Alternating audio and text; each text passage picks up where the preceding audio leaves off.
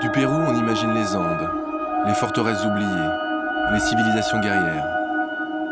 On sait moins qu'au fil des siècles, les hommes ont tissé un lien profond avec l'océan, où se cachaient autrefois des divinités dont dépend désormais le salut de la nation. Aujourd'hui, le Pérou est le premier pays producteur de poissons au monde. Des voltigeurs des falaises aux pêcheurs de calamars géants, en passant par les caballitos, frêles embarcations héritées des Incas, je longe le Pacifique à la rencontre de ces forçats de la mer qui chaque jour défient les éléments pour assurer leur survie.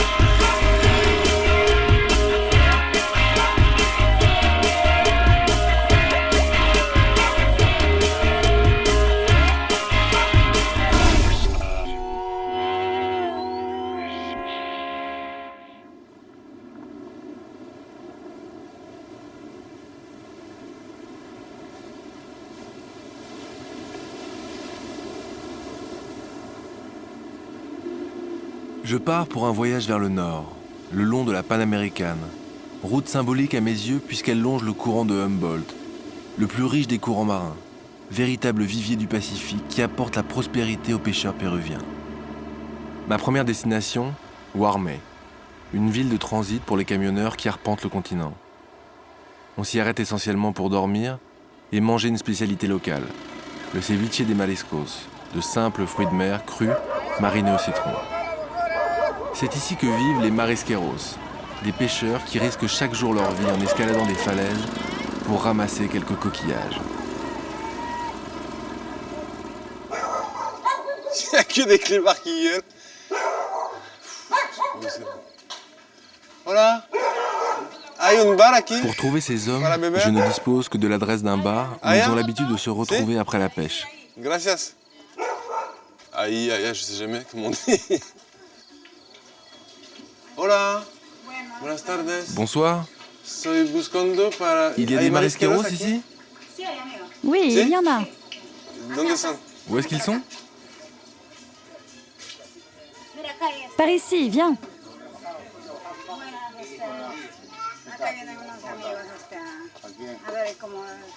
Hola. ¿Ustedes son Vous êtes marisqueros? Buenas noches. Sí, Buenas noches. amigo, acá. ¿Son marisqueros? Vous êtes pêcheurs? ¿De barrancos? Des falaises? Franco, los Oui, des falaises. Et alors? ¿Algo? Mi soy... Mi Je nom m'appelle est Jérôme. Et viens de Je viens de France, para encontrar jusqu'ici vosotros. pour vous rencontrer. Ah, ¿te gusta la tu aimes aventura? l'aventure. Sí, me gusta mucho Ouais, la j'adore aventura. l'aventure. Sí. Ah, Escalader. qué bien, ¿podemos Ouais. conversar? On peut parler alors? Ah, a ver. Tome asiento. Gracias.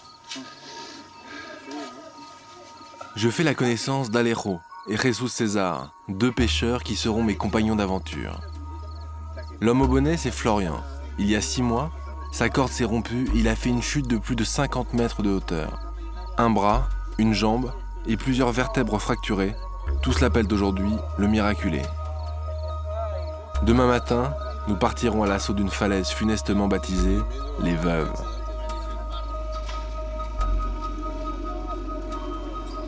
Hola, ¿cómo estás?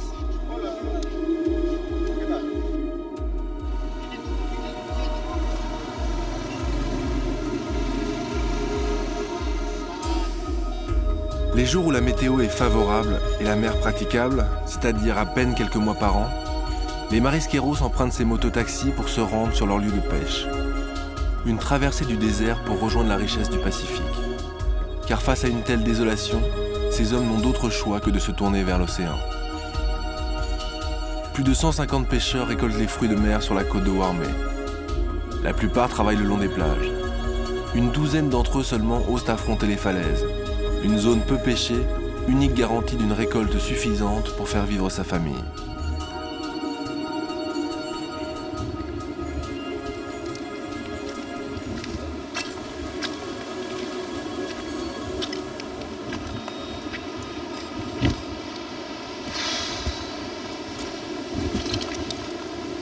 C'est malade. Je sais pas, il y a 200 mètres de falaise.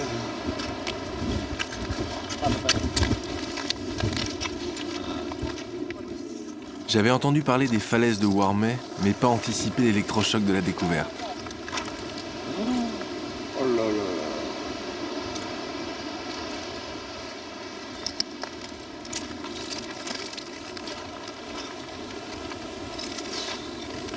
Qu'est-ce que c'est? Esta es Qu'est-ce que c'est? herramienta Ce sont des para chaussures qu'on marcar y no utilise pour resbalarse en la pêcher et peña. marcher dans les Porque en rochers la sans peña glisser. hay unos picoloros que Pour pas te s'abîmer valoran les todo pieds. bastante los pies para poder On correr, peut courir et sauter d'une saltar, roche à l'autre. todas esas cosas. Es una buena herramienta. Je ne mets pas les mêmes chaussures qu'eux. De toute façon, je vais rien faire comme eux parce que c'est un truc de folie. Et c'est super dangereux.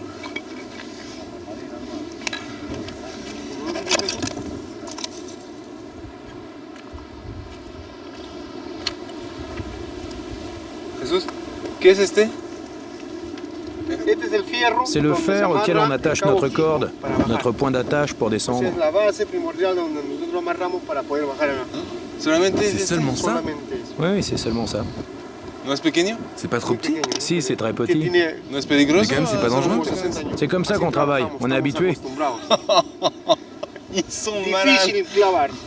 Il est enfoncé dans la roche, c'est très difficile de creuser dans la roche. Ella tiene Ça ya fait como 60, 70 ans qu'il est là. 60, 70 años tendrá. C'est comme ça qu'on travaille, on est habitué.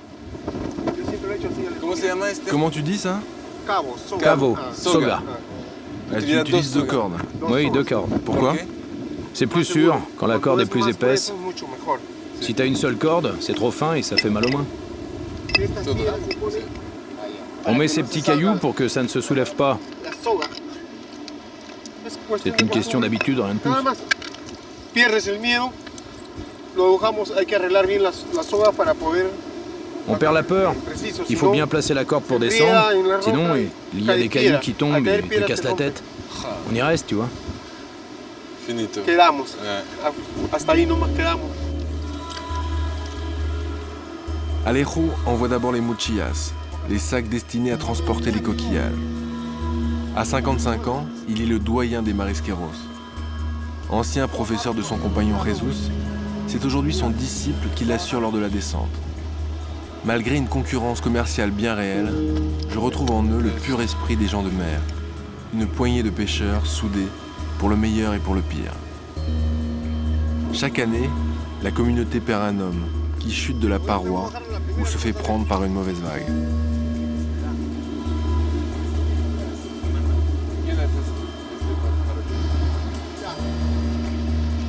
Me toca bajar la piña, enfócate. Mira, este es fácil. Ciao. Chao. Jesus descend sans assurance, à la seule force des bras, le long de la paroi de plus de 100 mètres.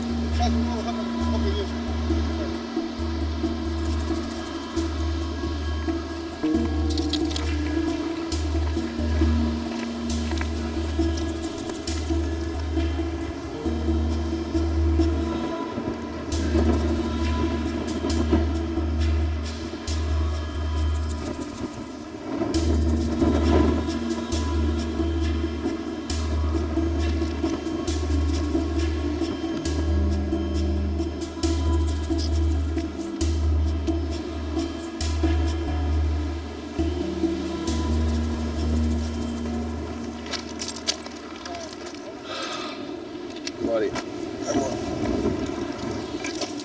Mon expérience en escalade est quasi nulle. Le matériel de sécurité est la seule condition pour que je puisse affronter le vide et rejoindre Jesus et Alero.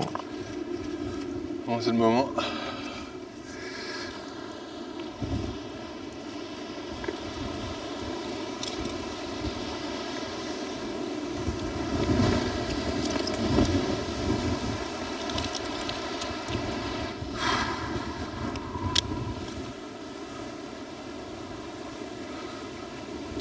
C'est l'horreur.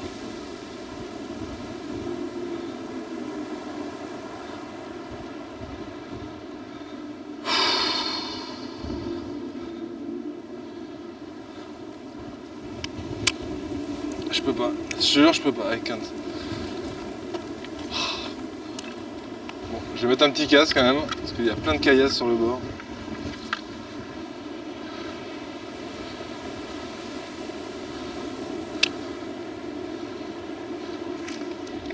Je peux pas, putain, je peux pas. Je te jure, je peux pas. Qu'est-ce qu'on fout là? J'ai l'impression que je vais jamais arriver à passer mon... I think I...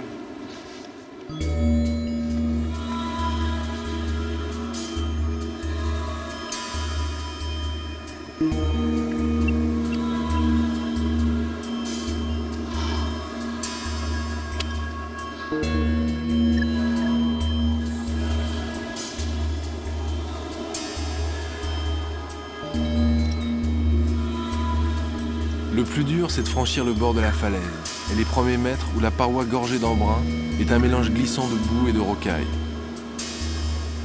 Je prends toute la mesure de la rudesse de cette vie, où l'habitude peut devenir le pire des ennemis.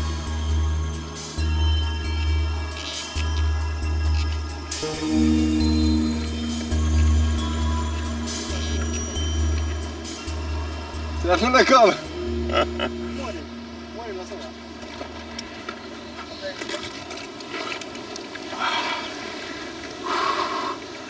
J'ai réussi. Olé. Ah, c'est haut quand même. Hein. Ouais, ok. Conto. ¿Te recuerdas la primera vez Tu te que souviens de la première fois que tu es descendu? Sí. no tienes miedo? Tu n'as pas eu peur? La La première première fois, tu as miedo, toujours peur. pero hay que Mais ta dominar. peur, tu dois la dominer. El miedo es algo natural C'est un sentiment naturel. Ouais, que ça va Pour qu'il être t'arrive comme rien, commerce. il faut le C'est- maîtriser. para hacer las cosas bien. Qu'est-ce que tu as ressenti ressentías la a première este fois? momento? Mucho temor, Beaucoup de pero crainte. teníamos que hacerlo de alguna Mais il manera. fallait ¿no? le Porque faire. sabíamos que aquí Car je savais íbamos que a j'allais encontrar trouver un une sistema de meilleure vida qualité mejor, de vie. mejor que, como siempre digo, Comme je dis souvent, mejor es c'est mieux le danger el peligro que de vivre dans la que misère, vivir en non? la miseria, ¿no? Sí. Ah, por eso. ¿Y tú? ¿Te recuerdas la toi, primera tu te vez souviens? que... Sí. Oui, Dígame. la première fois, mes Piernas jambes tremblaient. temblaban en un sitio llamado Los Pedrones. C'était dans un igualito endroit a la aussi haut misma qu'ici. distancia. Sí. C'est l'héros qui m'a emmené. Ja. Ahí aprendí a bajar. C'est là que j'ai appris à descendre Con el et tiempo seguido. depuis des années, je años. continue. Por eso que yo bajo así. ¿Cuánto tiempo para ¿Y tu has bajar mis la combien de primera temps? vez? Casi hora y Oh, media. quasiment 1 heure et Hora y demie. media, sí. Es muy difícil, ¿eh? Con los brazos. Tengo mucho respeto para J'ai vosotros, beaucoup de ¿eh? respect pour vous. De verdadera. C'est pas fini maintenant, faut aller dans la mer.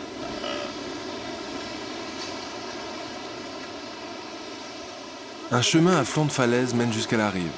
C'est là que les pêcheurs se mettent à l'eau pour rejoindre les petites îles de roches et d'écume où se cachent les lenguitas, précieux fruits de mer.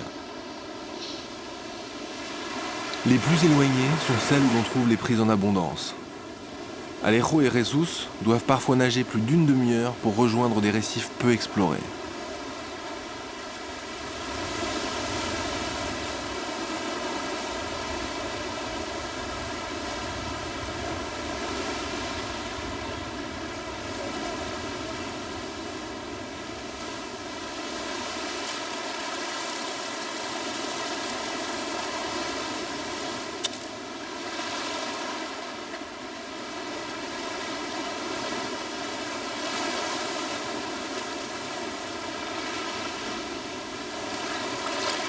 Voilà, c'est ça qu'on pêche ici. Les lenguitas, qu'on appelle les barquillos. Voilà, c'est l'or noir de Warmey. Donc c'est des gastéropodes. Ils se collent sur les rochers, dans les endroits où la mer est la plus hachée, mouvementée et que l'eau est très oxygénée. Tout ça pour ça. Tiens, regarde ce poisson.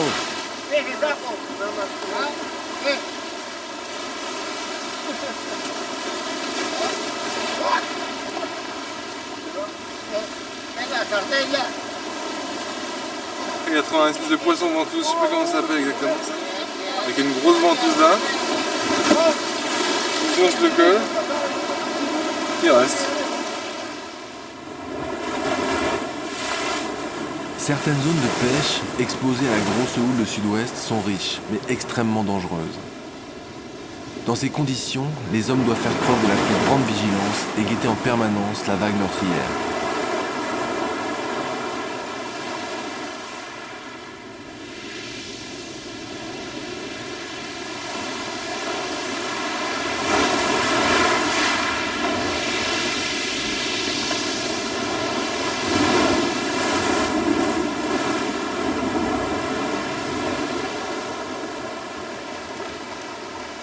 Marisco, bueno para Tiens, la alimentación, des bons fruits de mer. fresco, Ça se se mange comme come ça, así, vivo, vivant. es un gran alimento. C'est un bon aliment. ¿Ah? Ve, Et para mí. Et pour moi, este para ti, Celui-là, este es il est pour toi. afrodisíaco. c'est aphrodisiaque. Cuando llegues a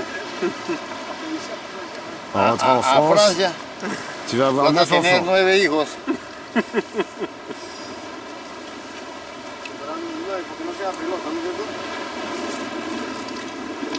¿Qué te gusta cuando qu'est-ce qui te plaît quand tu es en mer? Me gusta corretear, J'aime courir, sacar los mariscos, ramasser les coquillages. saltar, courir encore, corretear, sauter d'un rocher à agarrarlos, l'autre. sacarlos de la peña. Et puis ce que j'aime bien aussi, c'est Más avoir me gusta de l'argent dans la cuando poche. tengo plata en mi bolsillo. ¿Y tú, Et toi, Léro? Me gusta el oficio del mar porque me gusta la aventura. J'aime le travail à la mer parce Me que gusta j'aime la l'aventure. aventura. Siempre me gusta hacer de J'aime bien être repente le premier. primero. Mais dans la vie, No. il y en a Pero toujours un siempre meilleur en la que vida toi, hay non? otro mejor que uno, ¿no?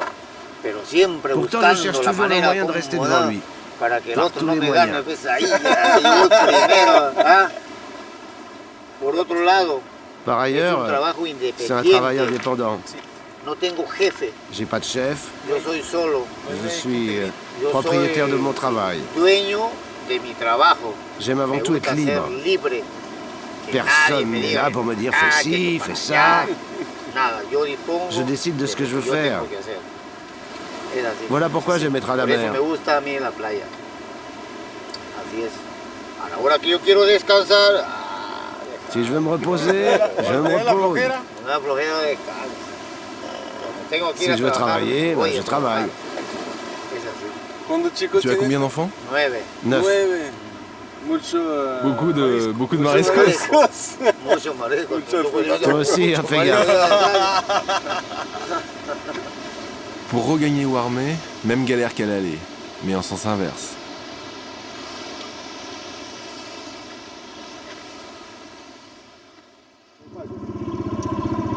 Ahí nomás abierto. Ay, ay, ay. Ok, bajamos.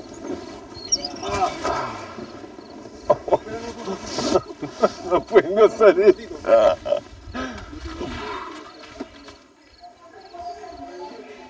Les coquillages sont vendus le soir même dans les restaurants routiers de Warmey pour à peu près 50 centimes d'euros la douzaine. Alejo n'hésite pas à congeler une partie des lenguitas pour les sortir lorsque la météo est mauvaise. En manque de coquillages, les restaurateurs sont alors forcés de débourser jusqu'au double de leur valeur. Certains comprennent cela comme une stratégie commerciale. J'y vois une méthode intelligente pour valoriser les prises et préserver l'environnement. Ya. Chao. Gracias.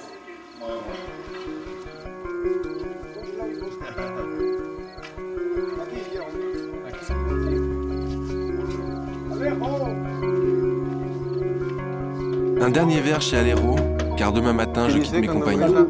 Salud. Je suis impressionné par ces hommes qui, malgré un état permanent de survie et de mise en danger, savent respecter des quotas qu'ils fixent eux-mêmes, soucieux de préserver l'environnement contre l'exploitation abusive de la mer et toute forme de pêche illégale.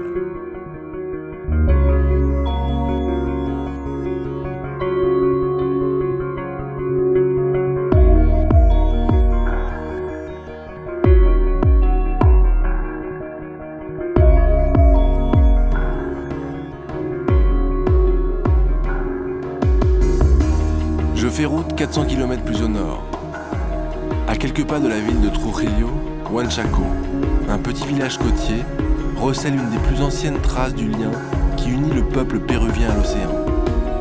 Je veux explorer plusieurs facettes de ce pays devenu leader mondial de la pêche. Cette fois, je remonte aux origines.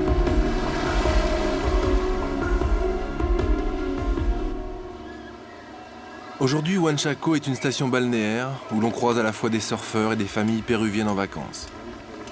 Mais autrefois, cette terre appartenait aux Indiens Mochicas, un peuple guerrier méconnu qui, en l'an 500 de notre ère, domptait déjà l'océan à bord de petits bateaux, les caballitos, littéralement les petits chevaux. Ces caballitos sont devenus la fierté du village, car dans le Pérou moderne, Huanchaco est le dernier lieu où les pêcheurs osent encore braver les vagues à bord de si frêles embarcations. Il est 7h du matin. Je profite du retour de mer pour prendre mes premiers contacts avec les pêcheurs. Son muchos. Donc il y en a pas mal. Non, il y en a peu aujourd'hui. Poco todavía. José Merced est issu d'une lignée de pêcheurs de père en fils. Lorsque je lui explique la raison de ma présence, mon intérêt pour les peuples de la mer, je découvre un homme généreux. Il me propose naturellement de m'emmener avec lui à la pêche. Mais mon univers à moi, c'est la plongée, et j'ignore à peu près tout des rudiments de la glisse. Avant d'affronter le large, je dois apprendre les techniques de base. Leçon numéro 1, savoir transporter son caballito. Reste droit. Il ne faut pas se pencher. Regarde. Tu le prends. Tu le prends comme ça. Une main là et l'autre là. Voilà. Tu restes droit. Ok. Normal. Bon allez, c'est parti. Así normal nomás usted. Ok. Paradito, exacto. Ay, ay, ay. Ya, ya.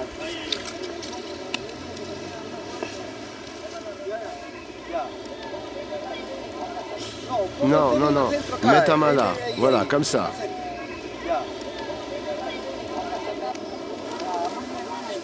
Oh, allez.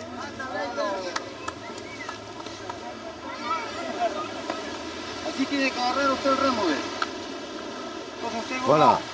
Une, dos, deux. así. ¿Ya? Si tu vois que ça Si va se lo dans ce tira para sens-là, allá, tu mueve rattrapes de ce mismo la côté-là. endereza. Ok. Si tu vois que ça va dans l'autre, tu rattrapes de celui-là. Todo está Il faut pagayer usted bien tiene que mover régulièrement parejito para que el pour caballito vaya derechito. que ton caballito aille bien Ya, droit. pues entonces, tenga. Igualito. Sur la plage, c'est toujours facile. Leçon numéro 2, naviguer dans les rouleaux. José et Lucio, son fils aîné, viennent en renfort.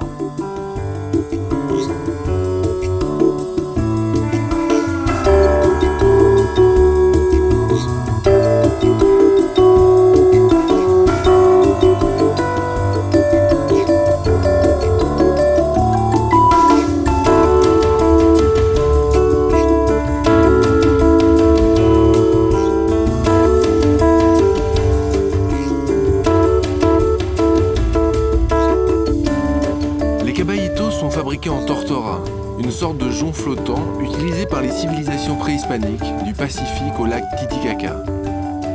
Chaque pêcheur dispose de son propre champ de tortora et fabrique ses embarcations dont la durée de vie excède rarement 2 mois. Selon certains spécialistes, le caballito serait la forme la plus primitive du surf, bien antérieure aux origines polynésiennes et hawaïennes.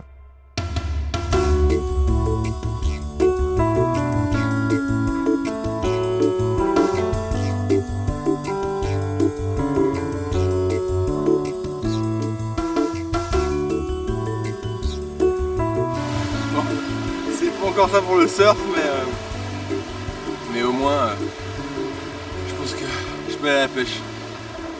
Je peux tomber, remonter et peut-être prendre une vague un jour. C'est pas sûr encore.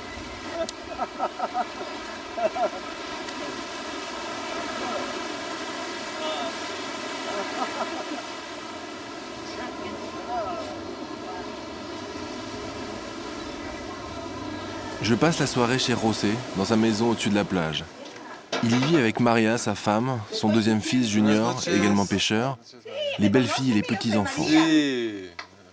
Je partage un dîner simple et chaleureux à l'image de cette famille qui m'accueille. Demain à 6 heures, nous partons à la pêche.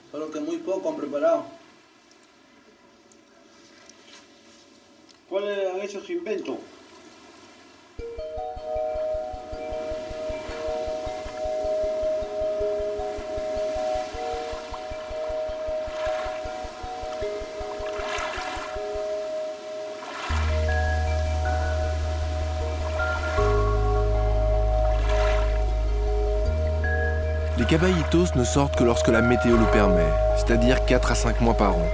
Le reste du temps, l'océan démonté abat des vagues de plusieurs mètres et rend toute navigation impossible. Ce matin, nous quittons un rivage baigné de brume pour nous rendre plus au large, où José et ses fils ont l'habitude de poser leurs filets.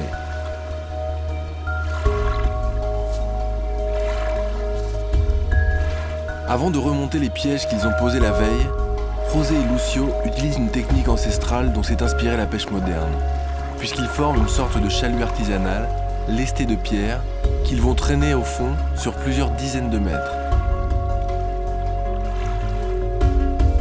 Une méthode qu'ils répéteront à plusieurs reprises. Mais la pêche est maigre.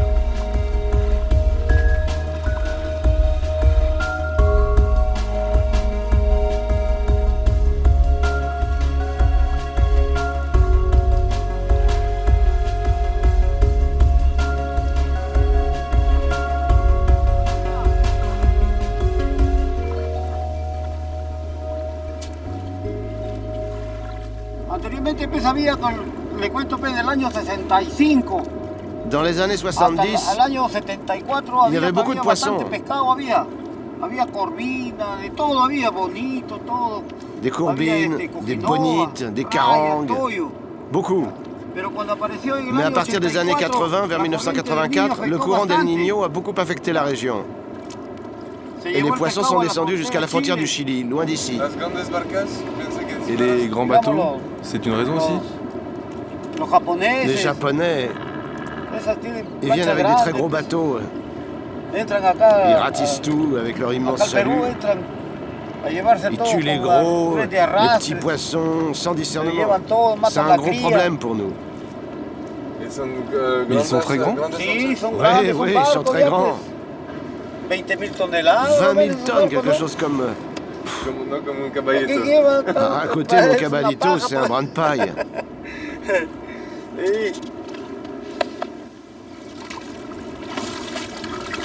Moi, je suis moyen rassuré avec les poissons derrière, là, parce que si je tombe à l'eau, je perds tout, quoi. Ça, c'est pas possible. On verra bien. Hein. C'est comme ils me disent, hein. Si je les perds, je plonge. Voilà. Cette réalité à laquelle est confronté José est emblématique des problèmes naissants du Pérou. Fort de sa richesse, le pays a développé une pêche nationale gigantesque et ouvert ses eaux à d'autres nations industrialisées, avec pour résultat une diminution des ressources. Des mesures ont été prises, mais encore trop timides. Ajoutez à cela, des pêches destructives et illégales sévissent sur tout le continent sud-américain. À ce rythme, le courant de Humboldt risque de s'épuiser et de laisser un océan exsangue et un peuple sans ressources.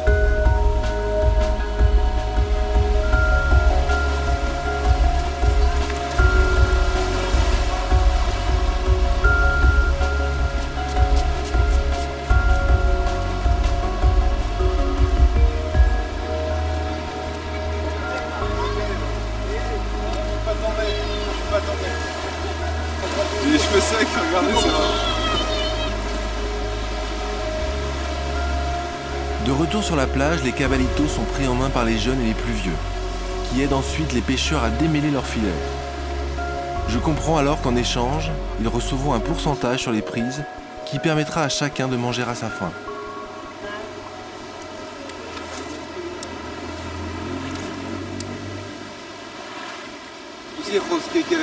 Comment tu vois l'avenir de tes enfants?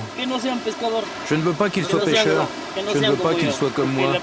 C'est un métier très difficile, un secteur qui souffre. Je préfère les voir étudier avant de pêcher. Tu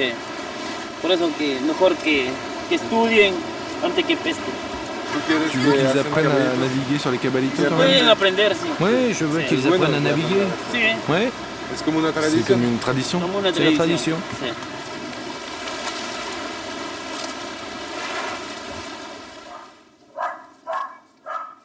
8 heures. José et Lucio m'entraînent au cœur du village pour l'ouverture du marché.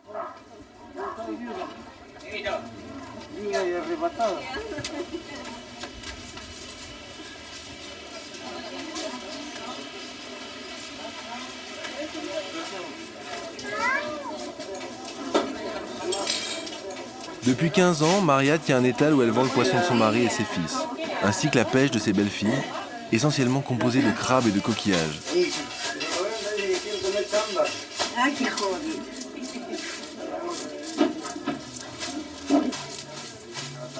Qui tiene ça qui? Alors, qu'est-ce que tu vends?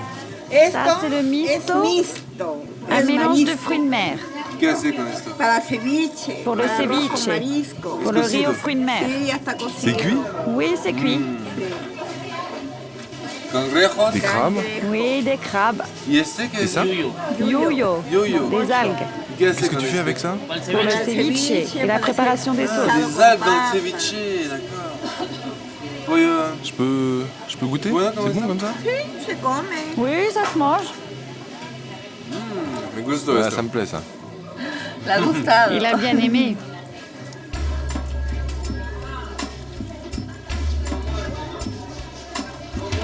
Le marché est un monde de femmes. On les croise rarement sur l'océan. Je ne moi résiste qui pas à l'ai pêché, l'invitation de Maria de passer la matinée en Si. sa compagnie. En Francia, los pescadores. Viens, viens, il est bon mon poisson, il est bon, il est bon. Viens, viens.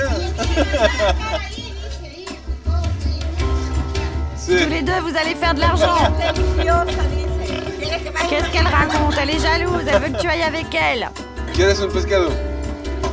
¿Sí? ¿No? Allez. Señora, un pescado. J'ai pas beaucoup de succès avec mon poisson. Hein. Señora, ¿quieres un buen pescado? Cangrejos, mixto. C'est hallucinant, le poulet en face, ça marche du feu de Dieu. Quoi. C'est incroyable, on est au pays du poisson et les gens ils mangent que du poulet. La gente gusta pollo. Les gens ici ils préfèrent le poulet, non? Ouais, elle ne mange que ça. Ah, cangrejos. Ah, des crabes. 3 soles. 3 soles. Et son os vivos, hein. Ils sont vivants. Hein. Mira. Ok. Muchísimas gracias. Ciao. Ça y est, on a vendu des crabes. Tengo de Voilà, trabajo con je dois ella. travailler avec toi. Hein? Ouais, on va s'associer.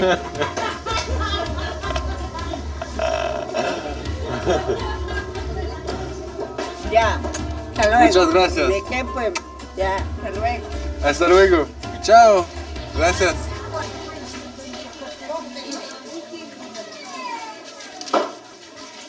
Ciao.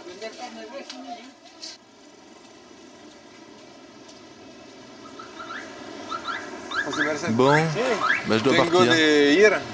Ya, Déjà? muy bien, pues. Sí. Que te vaya bien, pues. Muchas gracias para todo. Vraiment, El merci pour caballito, tout, la pour le pesca, cabalito, la pêche, la familia, famille. Todo.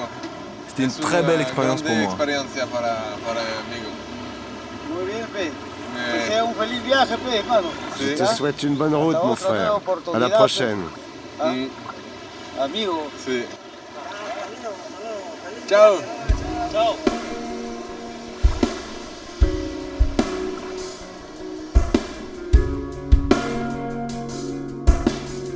La troisième et dernière étape de mon voyage me conduit vers Paita, un port du nord du Pérou. Là-bas, je vais découvrir la pêche industrielle de l'animal marin qui entre tous me fascine le plus, le calamar géant.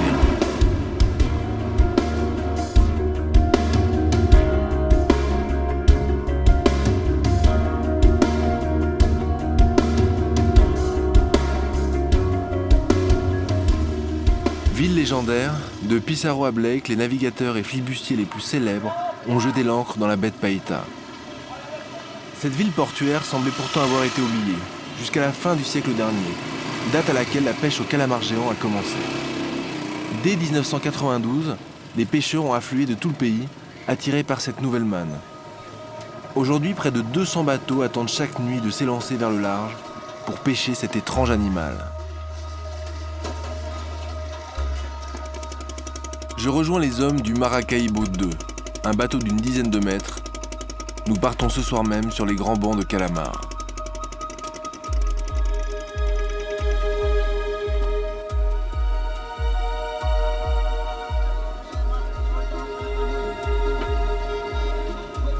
C'est Juan, le patron, qui m'accueille.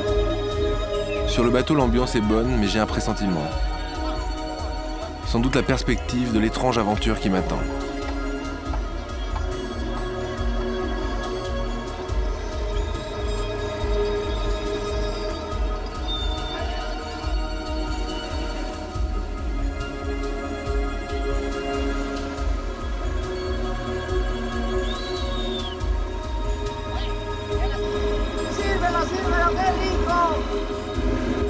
C'est un truc de malade, hein. Ils se partent tous en même temps.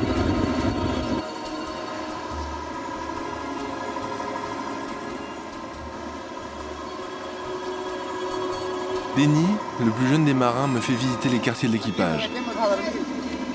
Donc ici, c'est les cabines. Denny, il est vraiment sympa, il me montre tout. Moi, je suis tout petit. Toi, t'es très grand. Et moi, où je vais dormir alors? Moi, je vais pas trop dormir, hein, parce que...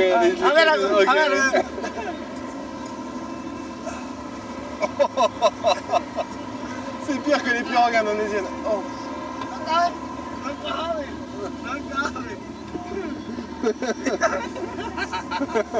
Je suis rentré.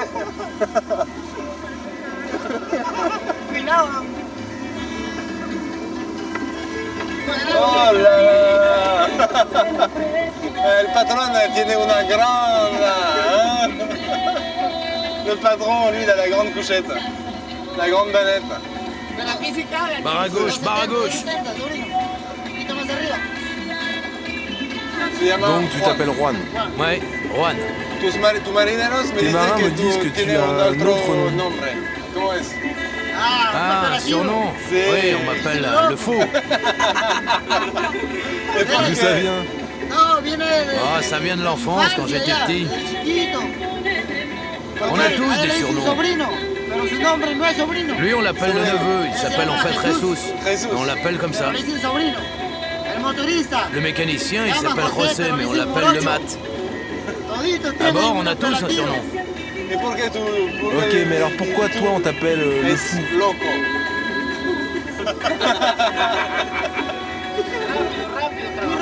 On m'appelle comme ça parce que je suis très nerveux au travail.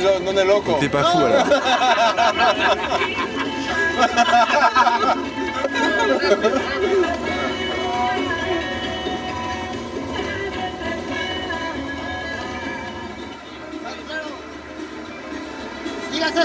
Tu vois ce bateau là-bas? Tu le suis.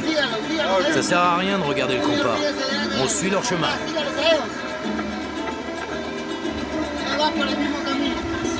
Bon bah moi je pensais que j'aurais du mal à me faire accepter. Bon, en fait ça se décoince d'un coup là. C'est carrément... le délire, ils sont super sympas. Regarde, c'est moi qui prends la barre maintenant, c'est génial.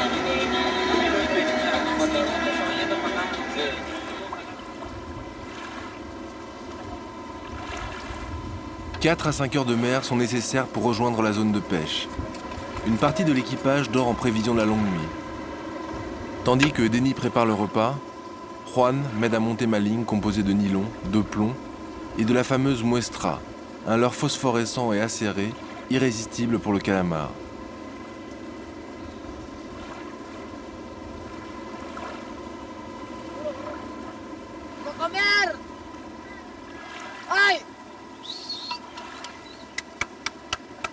Je comprends vite qu'hormis Juan el Loco, aucun de ces marins n'est né au bord de la mer. Ce sont tous d'anciens agriculteurs qui ont fui la misère des champs. Le Pacifique, voilà l'Eldorado des Péruviens. La première fois que je suis sorti en mer, j'ai eu peur. On a rencontré une baleine, tu te souviens? Elle tournait autour du bateau. Plus grande que le bateau. Ah oui, plus grande. Elle était vraiment tout près. Elle faisait des tours et passait en dessous. J'avais aussi un problème à l'estomac, tu vois. Il a vomi? Ah ouais, j'ai vomi. Il fallait vider mon estomac. Puis petit à petit, on se dit qu'il faut se mettre au boulot. En mer, c'est plus dur. On souffre plus que sur terre. Et le premier calamar, la première pota, tu te souviens? Oh, la première pota, elle était toute petite. Quand je l'ai sortie de l'eau, elle m'a mordu la botte.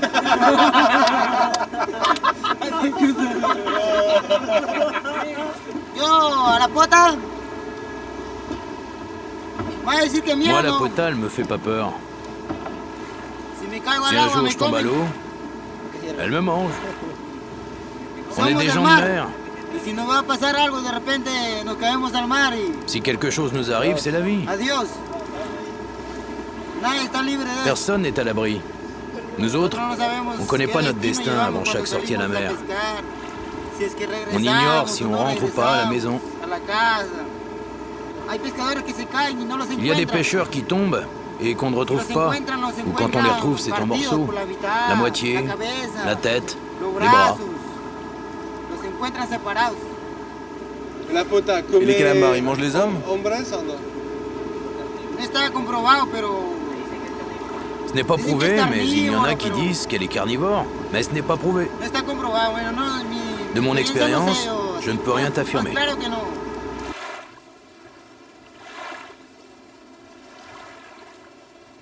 Nous atteignons la zone de pêche au cœur du courant marin de Humboldt. Juan coupe le moteur et laisse le bateau à la dérive. Chacun se prépare, car dès le crépuscule, des centaines de milliers de calamars remontent des grands fonds pour se nourrir de krill et de poissons. Qu'est-ce que tu fais? Tu viens? Ouais, j'arrive. La mer est bien forte, hein. Mais bon, j'y vais, hein, je suis là pour ça.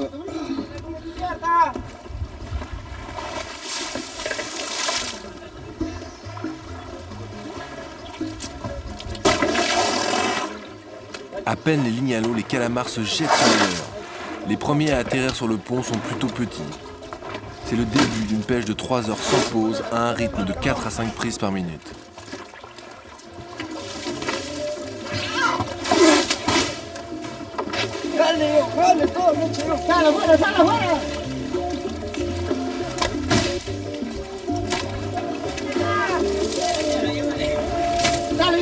Mon premier calamar est si gros que je ne parviens pas à le sortir seul.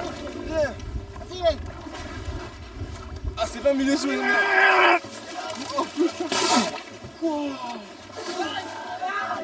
Ça, c'est la pota, c'est les grands calamars du Pacifique. C'est énorme, c'est 20 minutes sous les mers. Moi-même, je m'en remets pas là, c'est impressionnant. C'est vrai, c'est moi qui l'ai pêché, elle est énorme. Voilà. C'est le bec. C'est un énorme bec de perroquet qui tranche mais comme une lame de rasoir. Et chacun des petits des ventouses de ses bras sont armés de dents de trous véritables.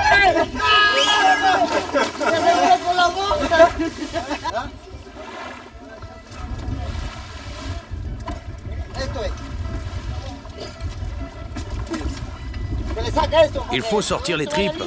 Le produit est vendu propre. Avant de le mettre dans la cale, on le lave. Vas-y, retourne-le.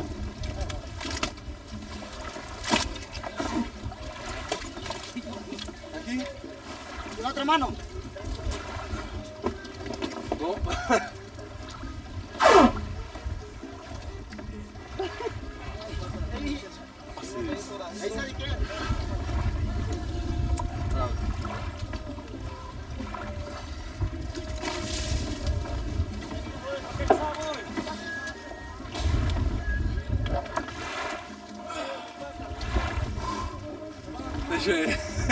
J'ai la blablotte là, comment dire. Oh, c'est impressionnant.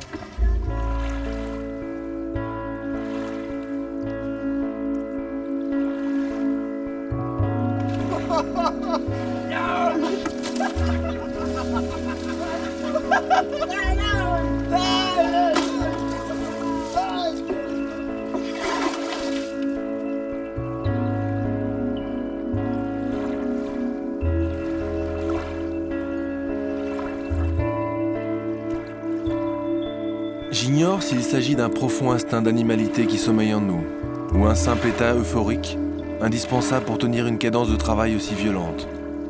Mais je me laisse prendre un temps dans la frénésie de l'équipage. Je respecte sincèrement ces hommes qui travaillent 6 nuits par semaine pour vivre. Pourtant, à mesure que les centaines de corps s'agglutinent sur le pont, je suis peu à peu écœuré par cette scène singulière de mise à mort de l'animal.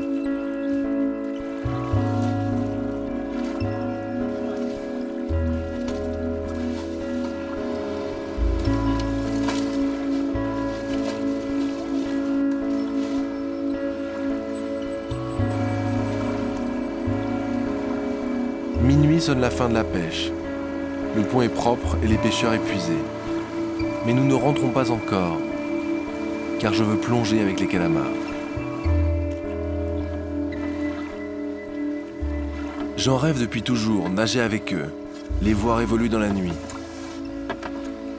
Je me protège car la mer est dangereuse et ces animaux sauvages et imprévisibles.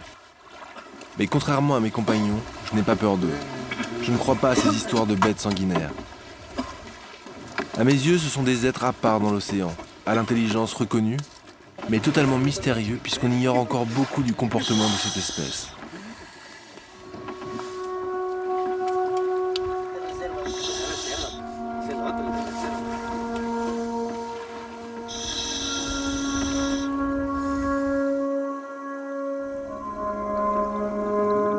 Des milliers de calamars qui entouraient le bateau, il n'en reste que quelques-uns.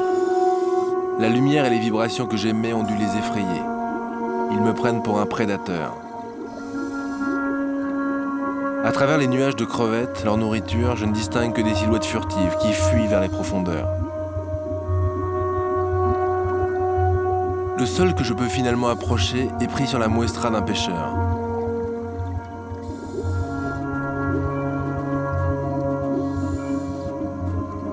Ces animaux ne vivent que 2 ans en moyenne. En revanche, ils ont des capacités étonnantes à communiquer et à s'adapter au climat. Ils peuvent subir des variations de plusieurs dizaines de degrés de température. Selon les spécialistes, ils sont l'une des grandes espèces qui résistera sans dégâts au réchauffement de la planète. Celui-ci ne connaîtra pas le sort de ses congénères et retrouvera la liberté.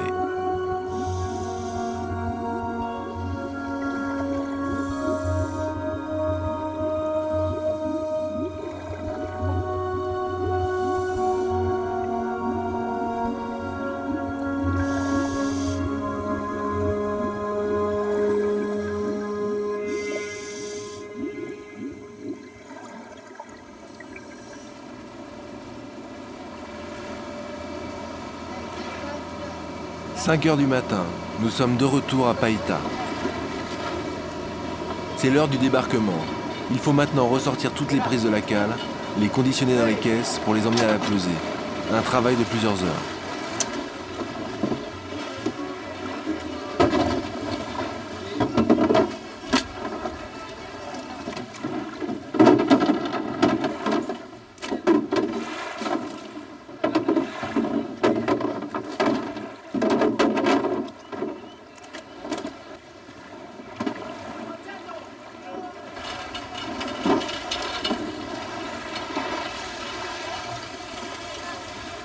Sur lequel les acheteurs attendent. Juan et son client pèsent les prises.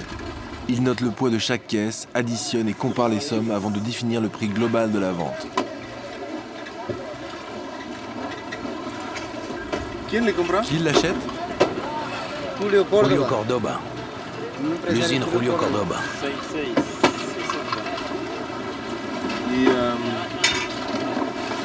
À quel prix? 20 céntimos. 20 centimes. 20 céntimos. 20 centimes. Un kilo. Voilà. 20 centimes de soleil, c'est-à-dire 5 centimes d'euros. C'est le prix d'1 kilo de pota. C'est pas énorme. Quand on voit la force qui est déployée par tous les hommes d'équipage et ce qu'ils gagnent à l'arrivée, voilà.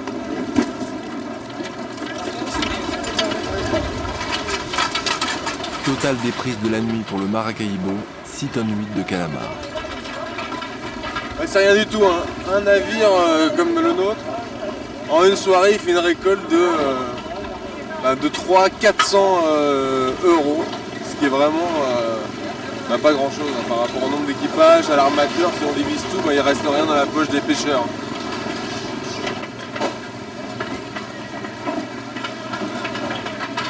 Ici, on conditionne, on sépare les blancs des têtes, on nettoie avant de congeler et d'expédier les calamars, principalement vers les pays asiatiques, comme la Chine ou le Japon.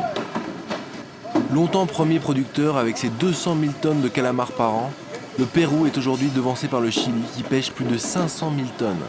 Le Mexique arrive en 3e position. Des chiffres qui peuvent paraître colossaux, pourtant cette ressource est aujourd'hui considérée comme sous-exploitée.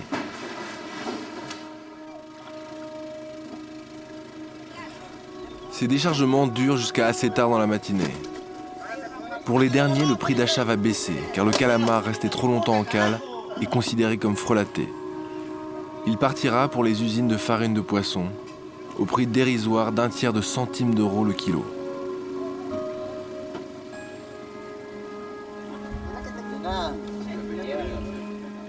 Gracias. Para el sábado, si Dios quiere. No.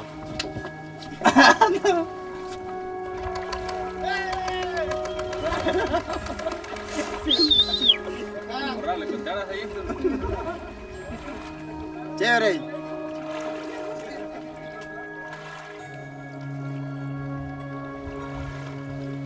Mes adieux à Juan et ses hommes marquent la fin de cette aventure péruvienne.